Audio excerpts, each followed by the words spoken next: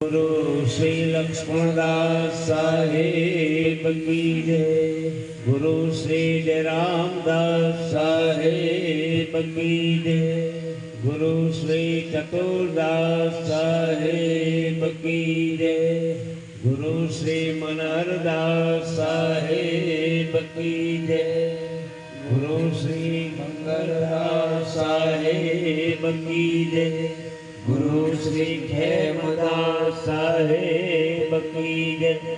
गुरु श्री पद्मनाम साहेब की जय। गुरु श्री कमलेश दास साहेब की जय। बोले सदगुरु साहेब की जय। આજના આનંદ આરતી યજ્ઞ પ્રસંગે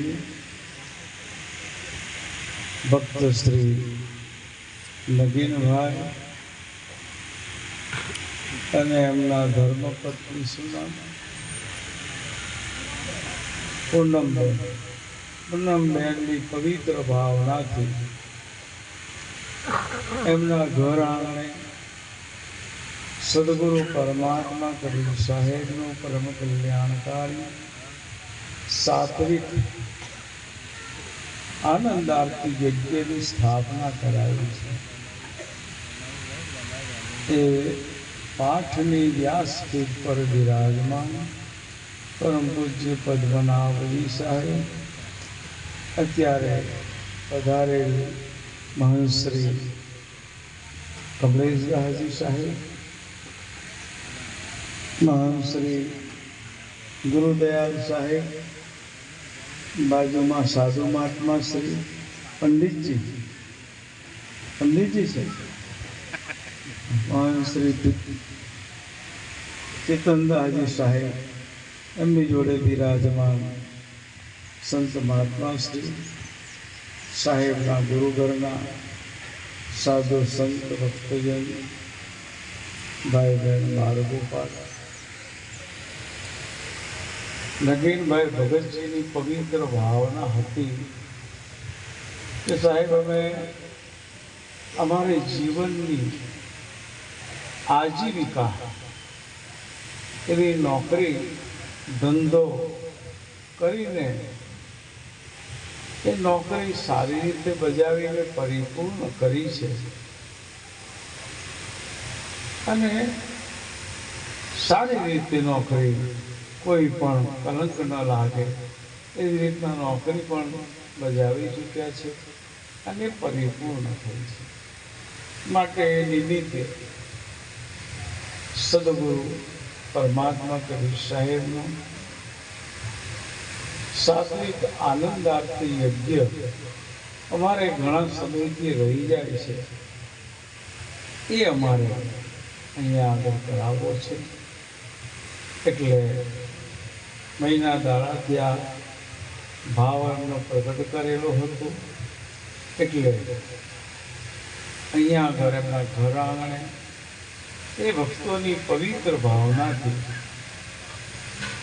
ગુરુ દરબાર માજલપુર કબીર મંદિરથી ગુરુ સંતોને તેડાવી અને સદગુરુ સાહેબનો આનંદ આરતી યજ્ઞ પાઠ પૂંજા જે સદગુરુ પરમાત્મા કબીર સાહેબે ધની ધર્મદાસજી સાહેબને અર્પણ કરેલા। સદગુરુ પરમાત્મા કબીર સાહેબે ધની ધર્મદાસજી સાહેબને ભક્તિ પદાર્થ રૂપે તો સતનામ સાર શબ્દ વચન અર્પણ કરેલા જ છે, પણ ધની ધર્મદાસજી સાહેબે માગણી કરી કે હે સાહેબ, સાર શબ્દ વચન સતનામનું તો હું જરૂર ભજન કરીશ, મારી કાયા આત્માને અવતારનું જરૂર મારું કલ્યાણ થશે એવો મને પૂર્ણ ભરોસો ને ટેક ને નિષ્ઠા છે આપના વચન પર। પણ સાહેબ, જગતના જીવોનું શું?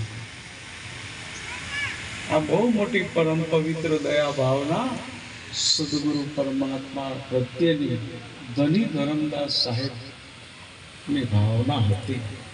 કે જગતના જીવોનું શું સાહેબ, માટે મને જગતના જીવોનું પણ કલ્યાણ થાય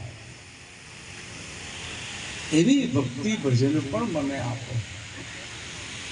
ત્યારે સદગુરુ પરમાત્મા કબીર સાહેબને ખૂબ આનંદ થયો છે કે ધરમદાસજી સાહેબ, તમે માત્ર ને માત્ર દયાળુ નથી, તમે દિલના દયાળુ છો. માટે તમને હું સદગુરુ પરમાત્માના આરતી યજ્ઞ પાઠ પૂજા અર્પણ કરું છું.